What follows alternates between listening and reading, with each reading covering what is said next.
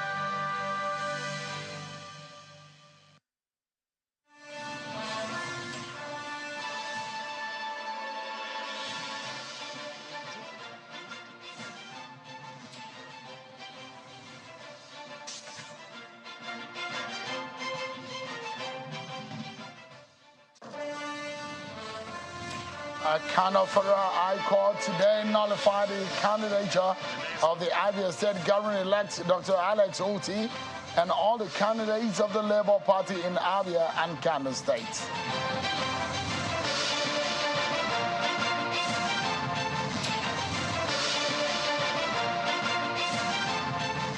And it's a battle of the hollow chambers. Tonight we dig into the internal issues in the APC as agitations grow over the zoning of the National Assembly presiding officer position. We will be hearing official position of the party based on the controversies that have been raised. Thank you so much, everyone, for joining us. What a good Friday it is. I hope it is at your side. Let's get the conversation started, everyone, and let's begin by letting you know what happened today at the presidential villa, where Mr. President Muhammadu Buhari and other dignitaries commissioned the 21 billion naira worth presidential wing of the State House Medical Center, the facility situated in the premises of the presidential villa in Abuja. Well, Mrs. Aisha Buhari said the idea of the medical facility is about 6 years old after the extensive stay of her husband abroad for medical treatment. The First Lady is of the opinion that Nigerian presidents have no need to travel abroad for medical treatments following the inauguration of the 21 billion naira worth of facility at the presidential villa in Abuja. Health and wellness of the first family, they don't need to go abroad now. They can only need to maybe fly in an expert to help our people, you know. So no need for any leader to spend months and months abroad because of healthcare. They're living, thank God that the project has come to reality. And I've acted for it 6 years. I've initiated for this project 6 years ago when my husband spent 3 months abroad consecutively 90 days. And it shouldn't, because we have all the experts in Nigeria. We only need like a good platform. And the hospital that's supposed to serve the first family is serving like 35,000 people, which is quite much. So that's why I insisted that we should have a VIP within the proximity of the presidential villa. Wife of President Muhammadu Buhari, Mrs. Aisha Buhari. There was a judgment today. There is a judgment from the Federal High Court in Kano State, and the implication is that the election of Mr. Alex Otti, the Labour Party presidential governorship candidate and the governor-elect of Abia State, has been nullified. The candidature of not only Mr. Alex Otti is at stake or is being on the threat, but also of all the candidates in the Labour Party in Kano State. This has a far-reaching consequence. Is it a post-election matter, an election matter, or a pre-election matter? What does the law say about a pre-election matter or an election matter? will this affect inauguration of Alex Otti as the governor of Abia State? It's just a few days away from the May 29 inauguration. These are all the issues that we are hoping to unravel tonight for you. I'll be getting some official position of the party. Hopefully, Mr. Otti might be able to talk to us, and even Mr. Julius Abure might be able to give us some insight into what is happening with their party. Also tonight on the program, you remember, there was a senator who said, whatever the position of the APC, it was just not an official one until the party goes to the neck and ratify the zoning arrangement. But as far as they are concerned, there is no zoning for the 10th National Assembly presiding officer position. Hearing officially also from the APC tonight. So stick around with me, everyone. First, let's serve you with your political roundup stories.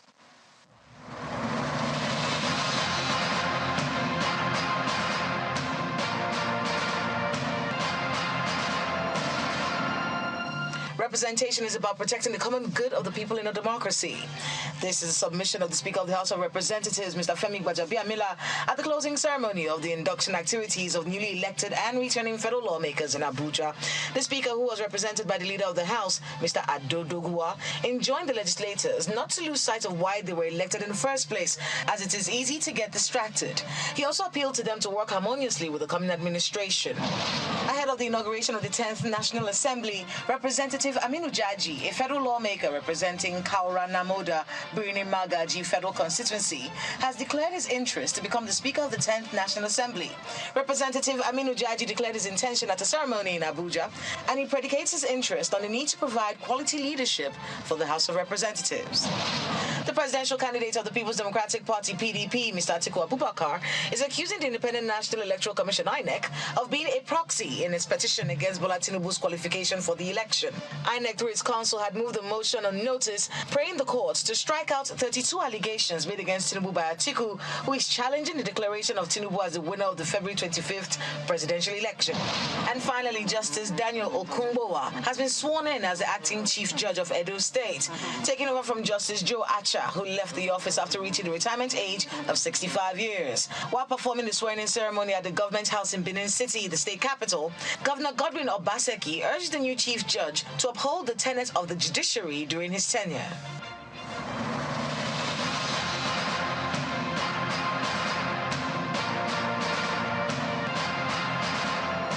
Thank you so much, everyone, for staying with us. Let's get started, shall we? We begin from the position of the Federal High Court in Kano today, which gave opposition a nullification of the candidature of Mr. Alex Otti and some others in Abia and Kano State. The court ruled that their emergence was not in compliance with the provisions of the 2022 Electoral Act. Justice Muhammad Yunusa of the Federal High Court ruled against the candidature of the Abia State Governor-elect, Dr. Alex Otti, and all the candidates of the Labour Party in Abia and Kano State. A copy of the judgment delivered today by the court was made available to journalists today, and in the suit filed by Mr. Ibrahim Haruna against the Labour Party and the Independent National Electoral Commission, INEC, the court ruled that the failure of the Labour Party to submit its membership register to INEC within 30 days before their primaries rendered the process invalid. Of course, we're getting some reaction and hopefully maybe some verbal response tonight on the program from the candidate, and the governor-elect, Mr. Alex Otti. And this is what he's telling his supporters and followers. He said to them to keep calm and that they are taking the right decisions to ensure that the mandate of the Labour Party and that of Alex Otti as the governor-elect of Abia State is not jeopardized. It's called for calm from all of his well-wishers and supporters, and insisting that his inauguration will hold as planned on the 29th of May.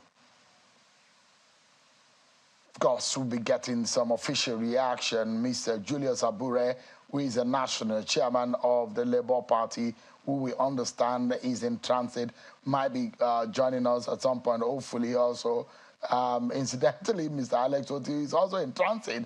It will be good for our viewers tonight to be able to get a clarity and some words for them. If there are indications that there are no register submitted based on the deadline and the window provided by INEC and the law to submit the party register, what does this mean? And perhaps we might be getting some clarity because, I mean, as the leadership of the party and as a candidate, they might be able to give some clarity. But of course, we have here also to give some assistance in terms of information and the next step for the Labour Party.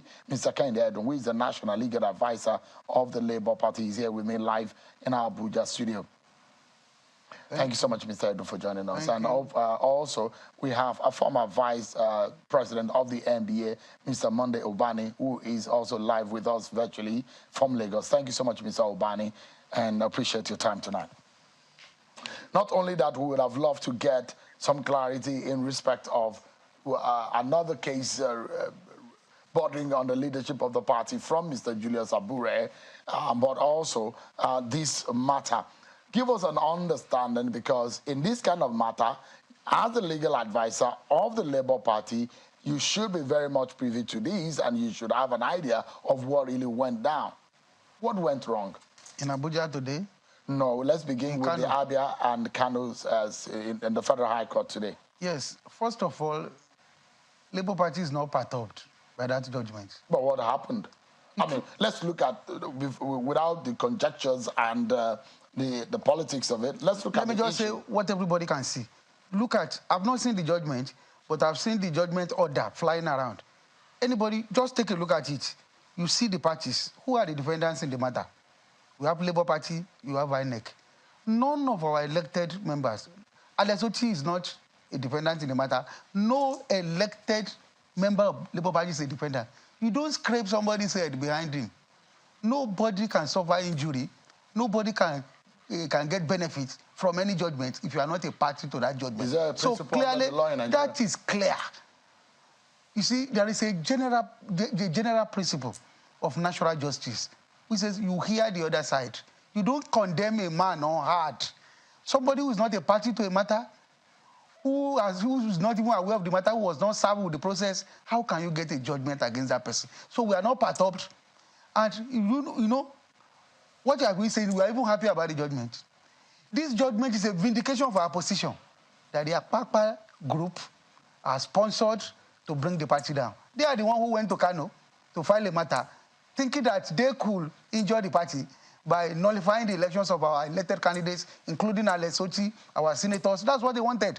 Our senators elect, our House of Reps elect, but they couldn't do it.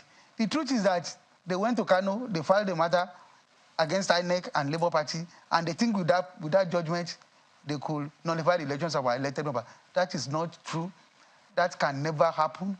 And you see, we are confident, so we are not perturbed in any way about what happened in Kano. Has your party officially taken any steps?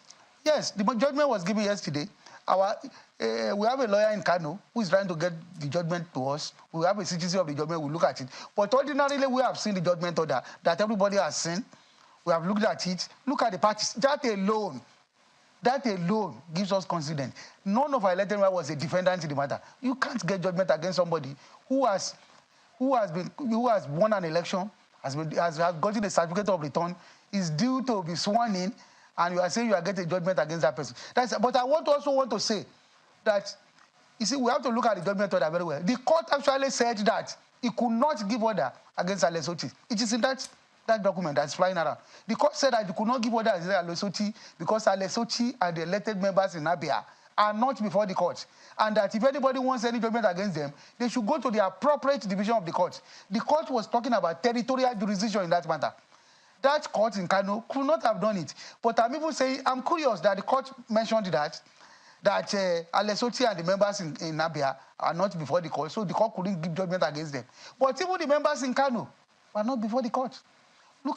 Just looking at that process, that judgment order, you see that they were not before the court. So there's no way we could suffer any injury. We are happy because this is a vindication of our position about what Akpakpa and his motley group are doing. That's what they are doing. Let me get Mr. Obani into this matter. Give us an understanding, Mr. Obani, of what to make of this. It's just a few days before inauguration, and this kind of judgment is coming. Although we're reading in some quarters now that the judge is saying he did not nullify Alex Otti's election or stopped Alex Otti's inauguration. What are your views on the verdict of the court? Yeah, my opening statement, Sharon, thank you very much, is that this case that was decided within 1 week shows that if our judiciary wants to work, they want to work within a week. All those cases, we have the election matters at the election petition tribunal can be disposed of expeditiously. If you take into account when this case was initiated and how fast the judge himself in Federal High Court, Kano, decided the matter. There are many issues, concerning that matter. When I got the news, that was yesterday, or no, today. There are so many issues that, cropped up in my mind. One, I was asking myself, is this a pre-election matter or is it a post-election matter? If it is a pre-election matter, who is the party? Who is this man? Does he have any locus? Why Federal High Court in Kano?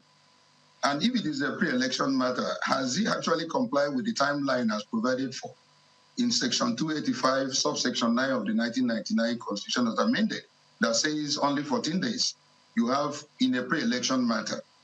And this particular candidate, they mentioned, that is Dr. Alex Otti, his primaries was concluded in, I think, sometime in last year, 2022, not even in 2023. And we are now in May. And you are bringing a pre-election matter in May of 2023 after election has been conducted in March.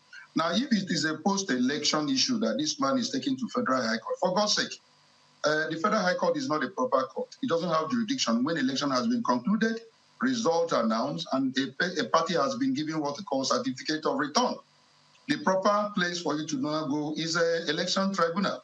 Now, if you are raising the issue of qualification, you go there and as a candidate and challenge the man who has emerged as a winner, who has gotten the mandate of the people, whose election threw Abia into joy, everyone dancing all over. For weeks, even as I speak to you now, Shehu, people are still rejoicing in Abia because of the fact that we have been delivered. We have been delivered by the man they call Dr. Alex Otti, who delivered Abia from where we were until this particular incident, took place. So I am saying that if it is a post-election issue, the proper place is an election tribunal. And the election tribunal will take us up to Supreme Court. The election tribunal will take us up to Supreme Court. It's only at the Supreme Court that the final matter of Dr. Alex Otti will be determined, and not at a Federal High Court. It is Supreme Court that will determine it. So on 29th of May, Dr. Alex Otti will be sworn in as the governor of Abia State.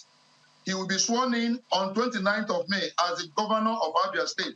And no force, no power can remove him except the Supreme Court.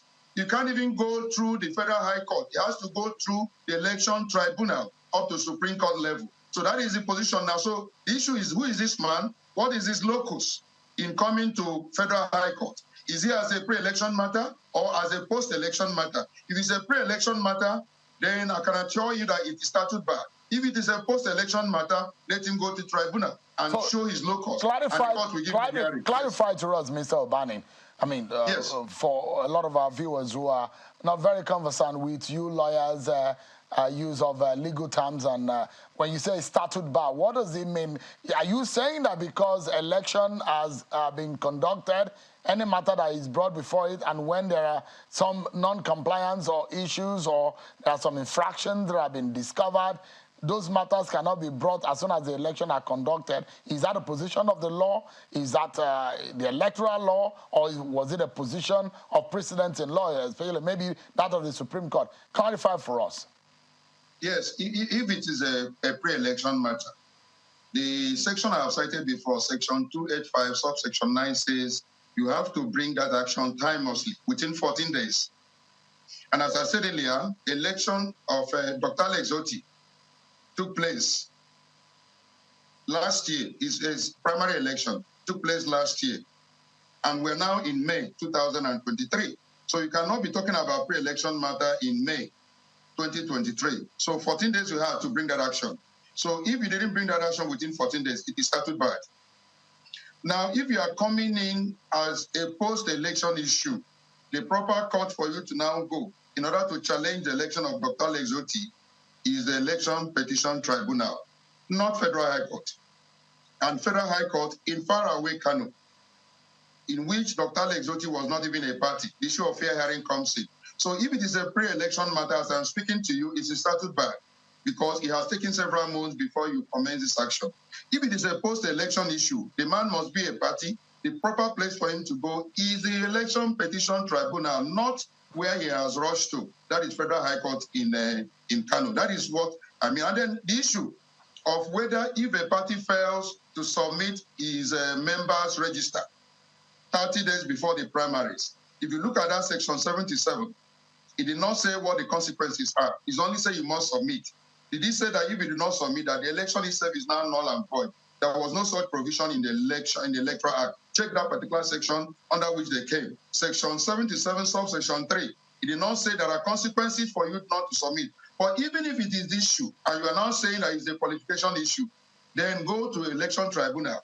They will look at it and look at section 177 of the 1999 Constitution to know whether that falls under the issue of qualification for a governor to become a governor, whether issue of non-submission of political parties register comes under qualification under section 177. That will be decided at the tribunal, but not at the Federal High Court. After election has been concluded, result announced, issue of a certificate of return given, and a mandate given by the majority of Abians who are dancing and rejoicing. You want to go and nullify and steal the vote of the mandate of the people in Kano. No way, Mr. Sheung. No way for those people who are doing this. They can't do it.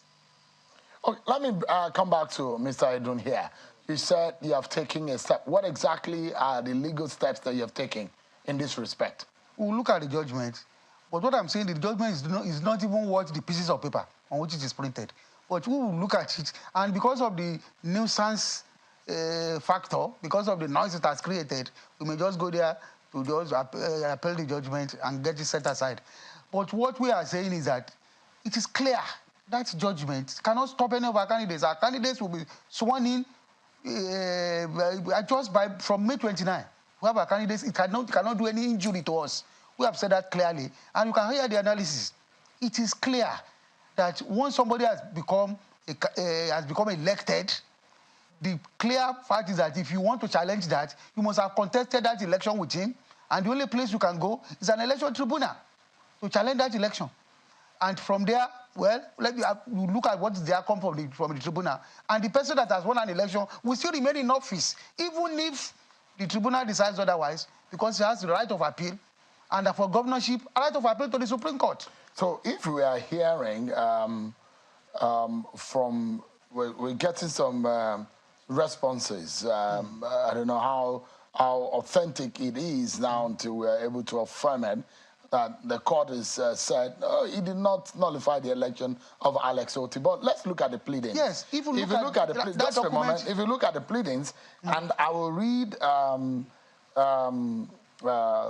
the fourth of that in the judgment order, the fourth paragraph from the court, which says, just a moment, which says the failure of the fourth defendant, which is Labour Party, to submit his register of members in Kano State and Abia State is in crass breach of the provisions of Section 77, subsection 3 of the Electoral Act, and I hope that my producer will be able to put that on the screen for our viewers to see. If you flip to the third page of this document, that is where you will find it.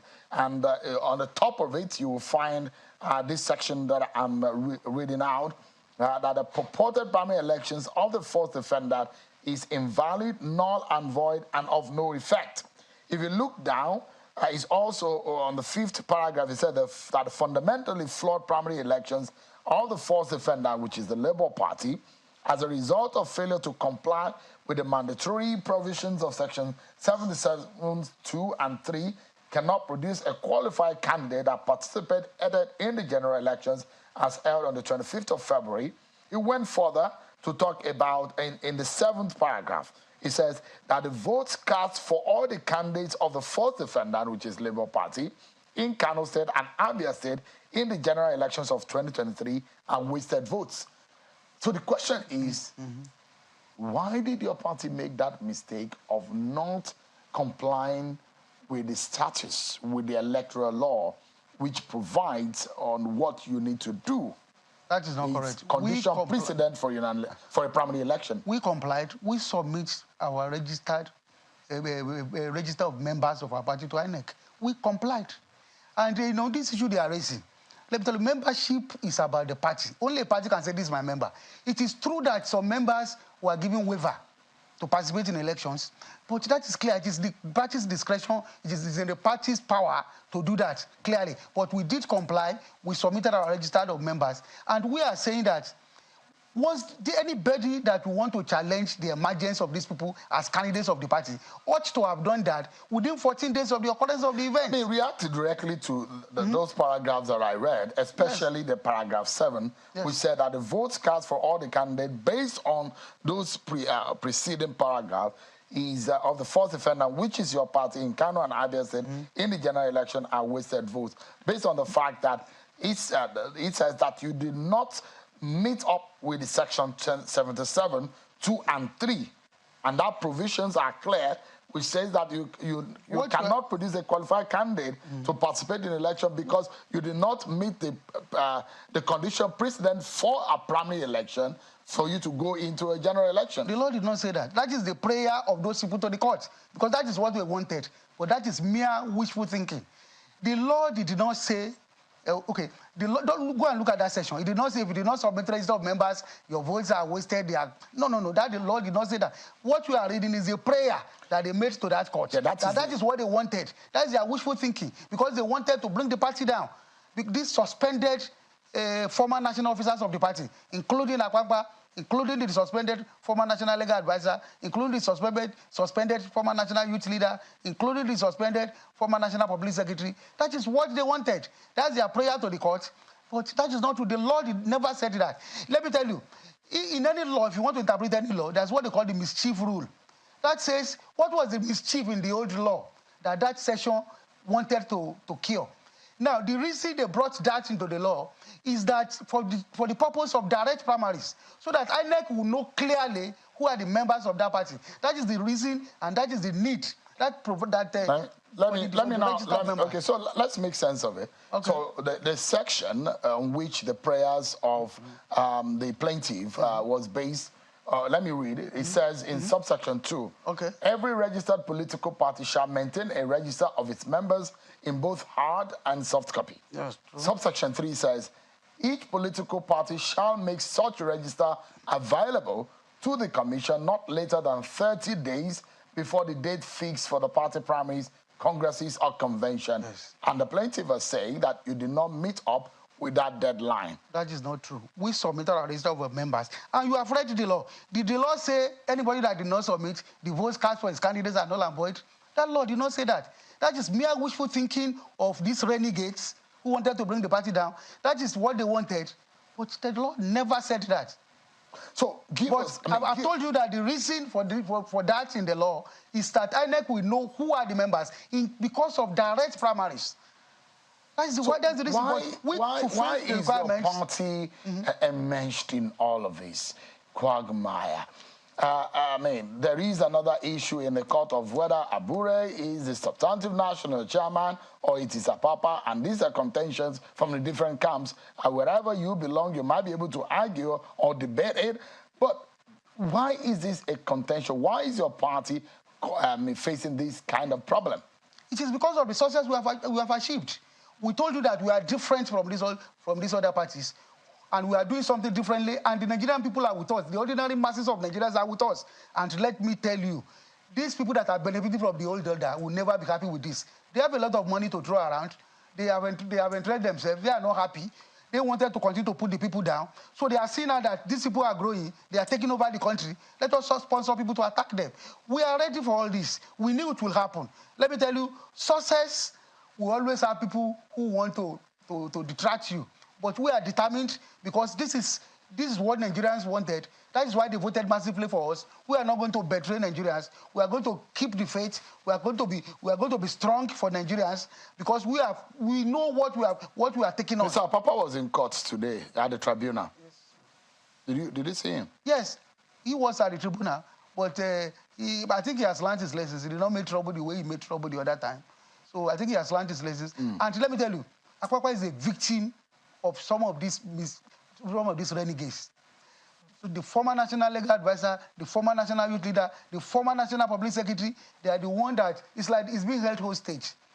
I pity the old man. This man is held hostage by people who are deceiving him, who think he can be chairman. How can? The court in Abuja today said it never appointed anybody as acting officers, even though he granted an interim order, so restraining some national officers, he did not appoint anybody. And that why would people be parading themselves as acting officers of the party? Let me tell you, these people are misguided, they are renegades, and well, their game is up. All right. What happened in Kano is also their handiwork. You can see that. But you know, I said it the last time I was on this program. I told you about Akwakwa and his group writing letters to all the tribunals, trying to withdraw our petitions. Today, they attempted it at the presidential tribunal when they brought a lawyer, a senior advocate, who said he had just been briefed. But the court reprimanded the senior lawyer and told him that as a senior lawyer, he should have known better. He did not file any petition before. You know, I told you the last time when I was here, I said when a petition is filed, the counsel who filed, the team of lawyers, their names will be on the petition. The counsel who filed, they will sign the petition with the names of the team of lawyers, and the petitioners themselves will also sign. So, I mean, and now somebody went to court today and said that they had just been briefed. The procedure of the court, even before the court start listening to any petition, is that it will recognize the lawyers that have been briefed, that their names are on the case, and that is what happened for every, either the petitioner or the defendant, whoever you are in the case, all of the lawyers that will be represented in the matter, their name will officially be mentioned before the court. But let me allow Mr. Monday Ubani to give us his closing thought on this matter. If you are to advise Labour Party in this respect, and for what I have seen and known covering these beats, there's nothing that anyone needs to take for granted. The little and the slightest of the storm can actually sweep anyone away. We've seen this happen in our politics severally.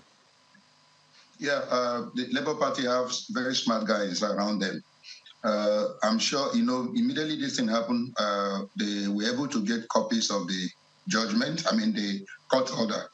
And of course, it's circulated all over the place. And they have taken steps in order to prepare to file an appeal, to set aside this particular order. As I said earlier, the court has no jurisdiction whatsoever. It is a post-election matter that should go to a tribunal and not at the Federal High Court. It is a judgment that is given by inquiry. Maybe the man was misled, and because we hear about that later. That particular ruling couldn't have been made by a judge who has been properly seized of the facts of the case that this is a post-election issue. Let's even assume that this is a post-election issue in which the court is being asked to determine issue of qualification. Won't proper parties be joining? Was Dr. Alex Otti that he made a judgment against them? Was he part of the particular case? He made a statement that he cannot issue a certificate of return, order INEC to issue certificate of return to any person that was not a party in the issue. So if he recognizes that those people were not parties in that case, why will he now make an order against Dr. Alex Otti that was not a party? Why would he make an order against Dr. Alex that was not a party? Where you know that there are parties that were not there, and you couldn't order INEC to issue them certificate of return. As I speak to you today, from that judgment, Dr. Alex Otti is still in possession of the certificate of return. And so he will be the one that will be sworn on 29th of May, and no other person. So they are taking steps in order to set aside this particular order. It was given by inquiry. The judge was not properly seized of the facts. By inquiry means that... in ignorance. That the relevant facts, the relevant law were not brought before the court. So the court... So the final part, and I like your final thought now, the final paragraph of that judgment, paragraph 9, the court was saying, and this is I found very intriguing though, because if the court has said, if you do not meet this certain standard, based on paragraph 4, 5, 6, and 7, and that elections those votes are wasted. But we'll see what the court now said in paragraph 9, which makes me a bit more worried about the entire judgment. The court now said the candidates that participated in election in Abia State are not parties before this court. As such, the court lacks the jurisdiction to make an order for the issuance of certificate of return to them. They are, however, at liberty to seek the said redress in the appropriate division of the court. But why did the court in the first place say the votes in those elections? You can see the confusion. So there seems to be, in that piece of judgment, there seems to be some, I mean, I don't know. Yes, you can see your final thoughts tonight. Yes, my final thought is that we thank Nigerians for standing with us, and we are vindicated because we preempted them. We knew what they were doing. The Akpakpa-led group, they are the one behind all these things, but we are not perturbed. Right. Because we are happy, we are even happy about that judgment, because that has exposed all the intrigues against the party. It has exposed the kind of attack we are facing from many quarters. All right. But we will remain strong for Nigerians. We promise them that we will not be deterred. Thank you so much. It does look like the leadership politics of your party, we're seeing the legal angle to it, and that is what is really unsettling things in your party. Kehinde Edun, National Legal Advisor of the Labour Party, and Monday Ubani, a very senior lawyer and a former vice president of the NBA. Thank you so much indeed for your time tonight.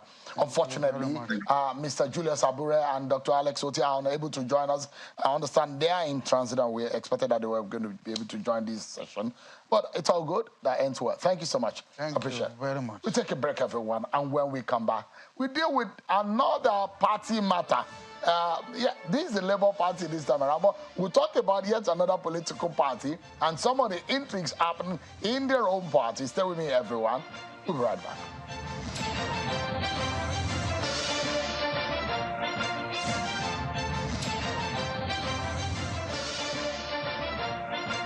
Some identities cannot be mistaken, you know, like your business name and your account name. Your business name, if you shoot please, then the account now, caller can remove. If I see him, I block him straight. You don't understand? Don't confuse your customers. Sign up for a Money Point business account today and get a business account in your business name in minutes from your shop banker. Thank you very much. You're welcome. Whatever it takes to make sure you have a business account opened in your business name, we'll do it as your sure banker. Open a bank account in your business name with Money Point.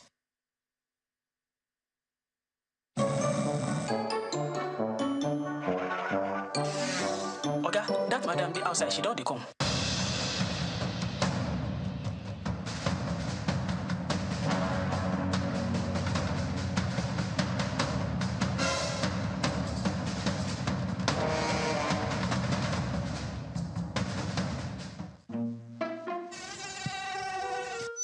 Daily activities comes with different challenges. In a bid to accomplish your daily task, malaria has a way of getting you into distress. P-Alaxin anti-malaria keeps you capable and ensures you deliver against all odds.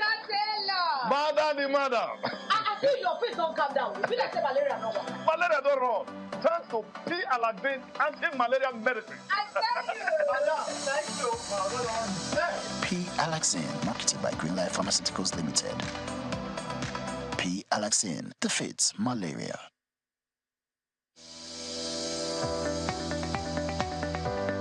The Duchess International Hospital opened its doors in October 2021. The mission of the hospital is to reverse medical tourism. We take particular care here at the Duchess to bring together a combination of the brightest and the best locally, as well as Nigerians in the diaspora who are interested in returning to do very good work for the benefit of our patients here in this country. The good thing is that we have all international expertise here, all international facilities here, international people working here. Everything is coming together in a space which was considered not great in terms of the availability of healthcare. Access Bank, of course, has been able to provide us with a robust range of products and services that has enabled us to deliver that standard and quality of healthcare that is integral to our mission as an organization.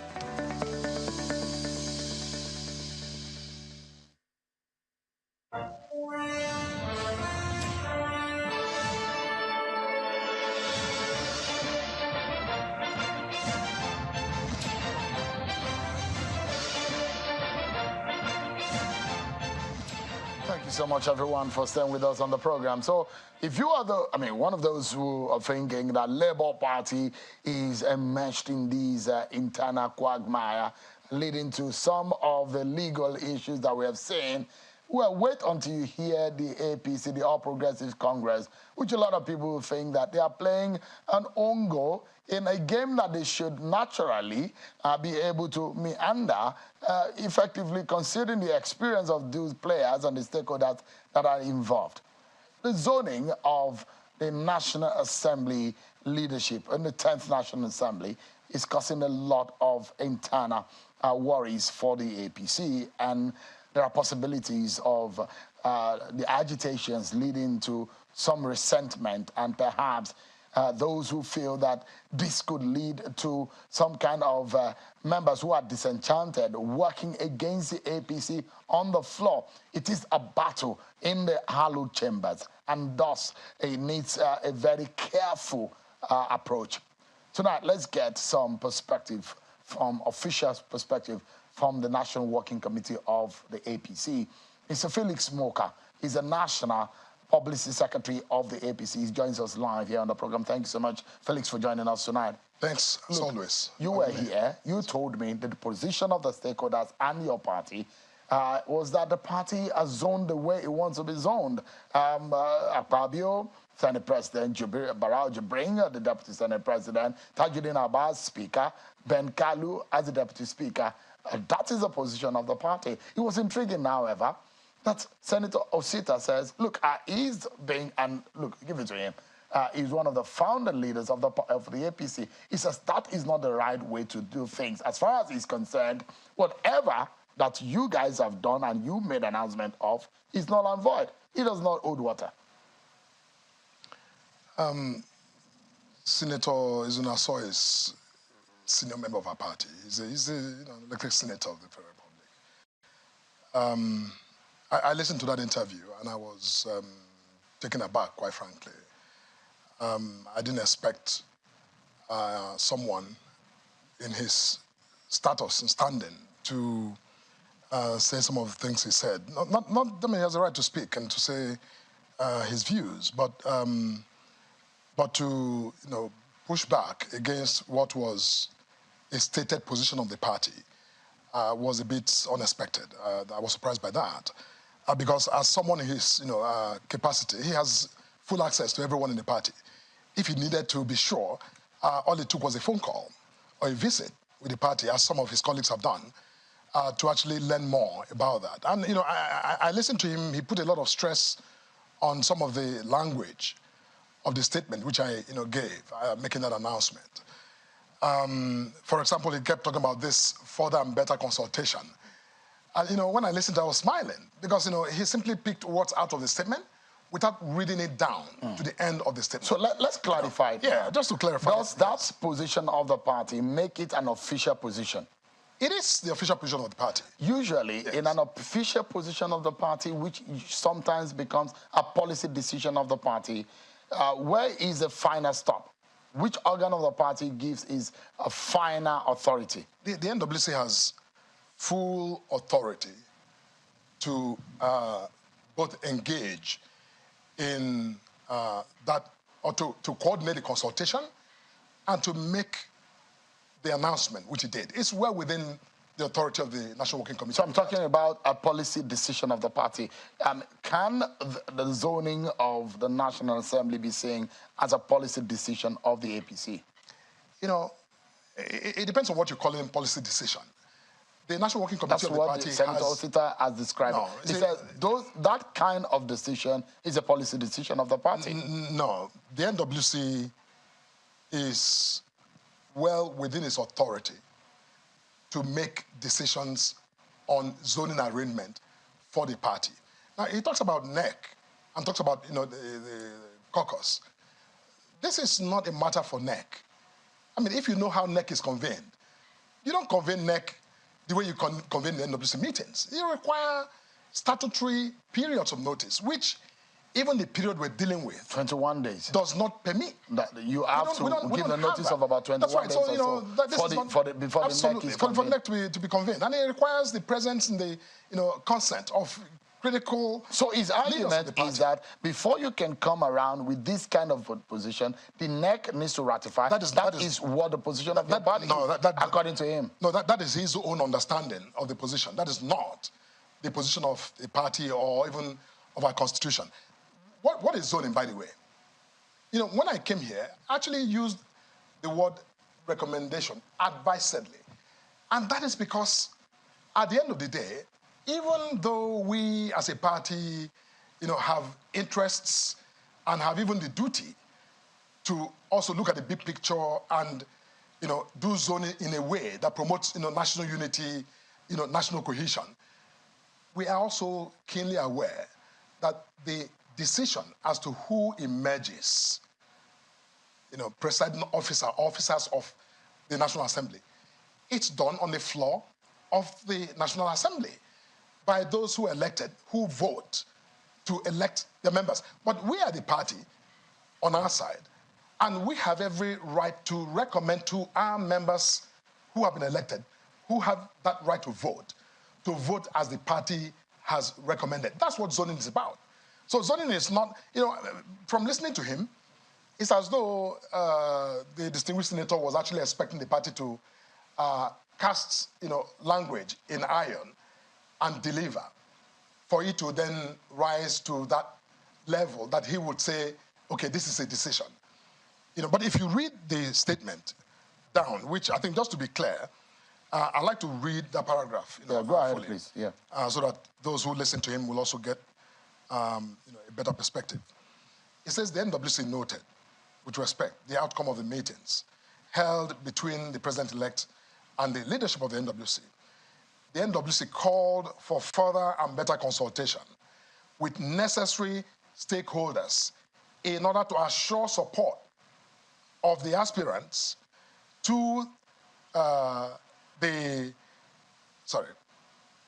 aspirants to the National Assembly leadership and members of the party nationwide. Meaning, further and better consultation so that we can get all of the other aspirants, and for that matter, all of the party members nationwide, to support the position we're taking. That was, but he simply was simply picking, cherry picking. Why is it? Okay, so let's look at how your party went about it.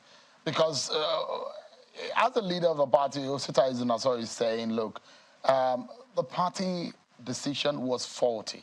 And how you came about that decision was also faulty. How then do you make a decision right there without an hoping that you will now get support when you have failed in making consultations, far-reaching consultations? No, that's not the way it works. Did you make consultations? Yes, we did. I mean, the statement itself made that clear. And indeed, we consulted with leaders and, you know, a wide spectrum. So when you say stakeholders, so for example, and I make it this as simple as possible. So, I mean, let's assume Mr. Felix Moka has 2 wives and has 14 children, and you consult with 1 wife and 3 of your children. Would you say you have made far-reaching and wide consultation? No, we're not going to go into the... No, I'm asking. No, because we need to, for the sake of equity and also for clarity. Would you say the consultation your party made before getting to that position was clear and equitable enough? Shewon, yes, it was. See, look, we're not going to go into any conversation about data or statistics or numbers or even a list of those who were consulted. But the point here is that consultation is an unfinished business. It's necessarily infinite. You said you consulted with the president-elect and the vice president-elect and other leaders and stakeholders of the party. So the question is that you are shaving the heads of those who are in the game without their consent. They went and they were obviously very visibly angry with you. The stakeholders came, the members of the National Assembly, those who are contending in the race came and said they were never consulted. Yes, some of them have said that. Is that fair? Shewon, some of them have said that. Some of them have come to the NWC to make their point, and we threw our doors open for them to come in. Does it make sense for you to have gone ahead without consulting them in the first place? No, Shewon. Consultation is ongoing. Mr. Moka. It's ongoing. Don't let us be political in this game. Is it okay to have not consulted them before you made that decision? Sure. These are the guys that are going. This is an election that you will not be part of. The national chairman will not be part of it. The president-elect will not be part of it. The vice president-elect will not be part of it. The people that will go and elect and represent your party, you did not consult them before you decide. No, Shehu, listen. Did you consult them? Let me make this very clear. Did you consult them, Mr. Moka? Shehu, you see, when you ask the question, you're asking a categorical question. Yeah, because the fact... You're asking me to say, you're asking me, for example, did we consult 100%? No. I'm asking, there are contenders. The first G7 came to you. You've asked the question. No, just hold on. Let me put it in perspective for the sake of our Yes. viewers tonight. The G7 came to you in the House of Reps and they said they were not consulted. The Deputy Speaker, which is the second most senior member of your party in the House of Reps, said he was not consulted. 3 members who are contesting in the Senate said they were not consulted. Is that fair not to have consulted them? No, Shimon, listen. Some of the individuals you've referenced, even within the broader category, have said they were not consulted. What is the meaning of that? Consulted by who? By the NWC? Or consulted by, the team of leaders who were involved in this process? See, no, Shimon, you are asking this question. I think that's the context in which you are taking this point. That every single one of the members of that group or of aspirants or even the entire elected members of the National Assembly should have been consulted. That is not the way it works, whether before, during, or after such a decision is made. When you do primaries, for example, you do consultations. But nobody says that it must be universal, that every single person must be consulted. But that's also not to say that there was no consultation. But do you, as the question is suggested, the NWC, that's not how it does goes. the NWC see that there's a possible misstep? Because the national chairman says, they have listened, there is a possible review. Is there a possibility? See, even if every single one of the aspirants and every single one of the elected members of the National Assembly were individually consulted, even if they still will have a right to demand review and to demand further consultation. Consultation is not, an activity. It's a process. It's a program. And that's what the party is saying. And that's why we said that we will continue to engage in consultations, with respect to this decision. Because until the final moment, the goal is to actually try to persuade the very last senator, member of the House, to, accept or go with the party. Now, by the way, the party is a democratic institution. This statement could have been written in other language, but we're being very attentive and sensitive to the situation of every individual, even those you have consulted. If they say, well, you talked to me about it, but I still don't accept, what does that mean? It means you have to continue to engage, continue to consult and give reasons and hopefully get them to that point where you can find common ground. Mr. Moka, I have the sense that you're trying to defend the mistake of your party without having to realize. No, just a moment. Yes. Without having to realize or come to terms with what the members of your party. This is not a problem of the media because easily you politicians know how to throw things back at the media. These are members of your party saying, yes. These are members of your party accusing your party of not doing the right thing. And you are not coming to terms to realize that your party has picked, members of your party picked hole in your decision. But as the biggest organ of your party, which is the NEC, can the NEC undo this arrangement that was announced by the NWC? Sure, I'm not going to go into that. Is it possible? Discussion. Is it possible? No. First of all, this is not a matter for NEC to discuss. This is zoning. We have elections coming up, in a matter of, a few weeks from now. You don't convene NEC of the party to deal with... If there is a decision that is threatening the peace of your party, wouldn't the NEC this is not... go to intervene? Let's not overstate this, matter. Really? Yes. Should I describe how critical this is for you, Mr. Moka? Maybe because you are on the inside, and some of us who have institutional memory of some of this situation, we might be able to put into perspective. And I'm not going to go too far. I'm not going to go into the days of Umeze. I'll go just as close as the days of the likes of Saraki and the likes of Dogara. And I'll let you know that your party has been beaten in this kind of game. Over and over, it has had problems in this kind of game. And let me draw your attention to this. You have some of the most experienced lawmakers who have now become the president-elect and the vice president-elect. Your party chairman is also a very senior federal lawmaker. And these are people whose experience should come to play.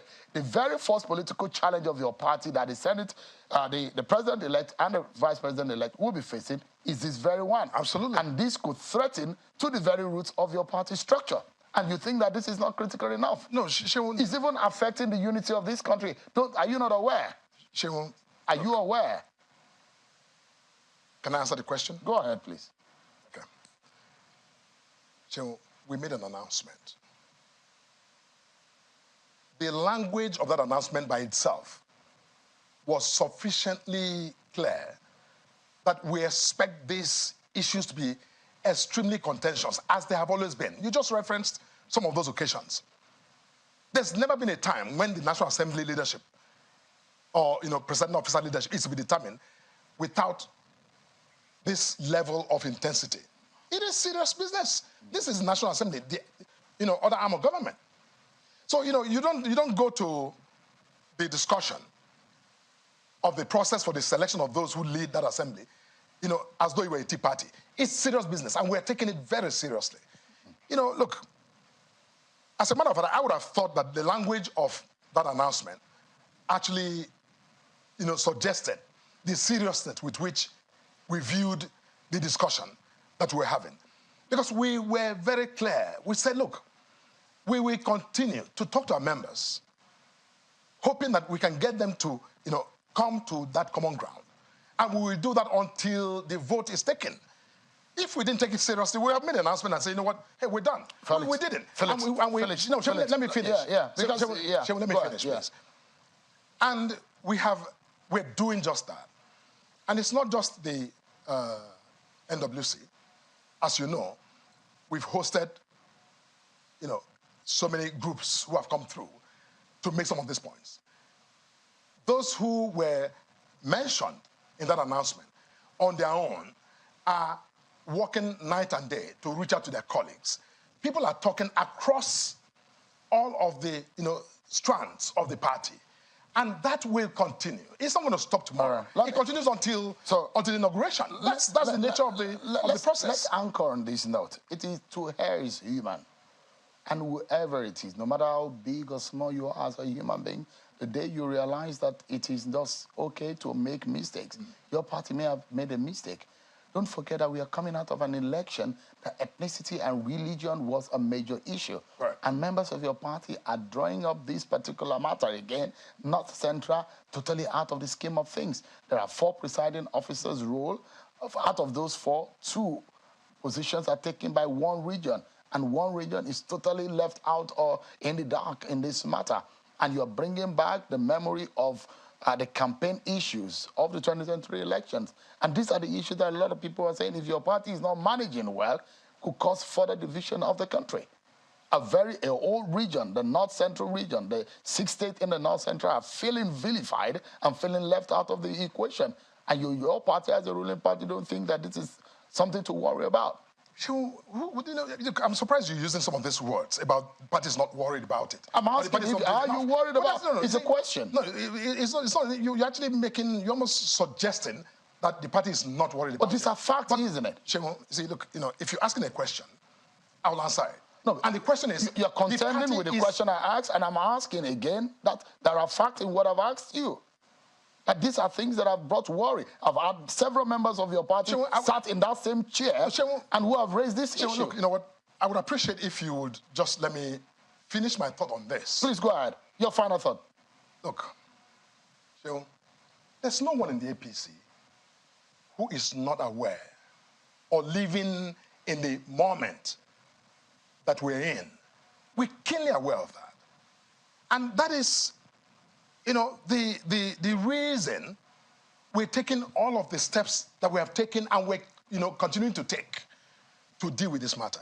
And as a matter of fact, I think it's also quite early to reach, some of these conclusions, because the issue of zoning is not just about National Assembly. There's a big picture. The slots and the positions will soon become manifest after inauguration. So you must take the totality of the equity of this conversation. But when you just look at the National Assembly and you say, and I'm not going to go into that conversation. But my final point is that, and this is now speaking to our people. They are aware. They've come through. All of the groups who came and met with the National Working Committee. I'm sure you have seen that there's some, lowering of tempo because we're giving them that space and opportunity to express themselves, and the party is taking them very seriously. Thank you so much, Mr. Moka. I appreciate your time. Thank you. Although difficult for you to explain this issue. No, that's okay. It's not out of time. It's not. It's Friday. I'll allow you to go ahead and oh my goodness. Thank you so much, everyone. Thank you for having me. Appreciate it. I'm Sean Kibale. I'll see you on Sunday, 8 p.m. Bye-bye, everyone.